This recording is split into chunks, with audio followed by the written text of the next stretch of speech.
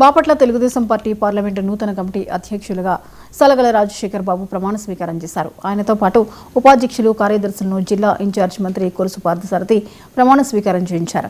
అనంతరం వారికి మంత్రి అనగాని సత్యప్రసాద్ శుభాకాంక్షలు తెలిపారు. రాష్ట్ర విభజన జరిగి 12 ఏళ్లు పూర్తయిందని, 2019 నుంచి 2024 వరకు రాష్ట్రంలో రాక్షస పాలన సాగిందని మండిపడ్డారు. తెలుగుదేశం పార్టీలో కష్టపడే క్రమశిక్షణతో ఉండే కార్యకర్తలు ఉన్నారని వెల్లడించారు. చరిత్రలో ఎప్పుడూ లేని విధంగా శాసనమండలిలోకి దేవుని చిత్రపటాలు తీసుకొచ్చి భక్తుల మనోభావాలు దెబ్బతీశారని మంత్రి అనగాని తీవ్రస్థాయిలో విమర్శలు గుప్పించారు.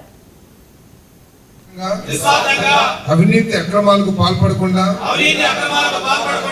దీక్ష దక్షతలతో అంకిత ప్రతిపత్తిని పరిరక్షించేందుకు ఎల్లప్పుడూ కృషి చేస్తూ పార్టీ మరియు ప్రజలు నాపై ఉంచిన ఉజ్వల భవిష్యత్తు కల్పించేందుకు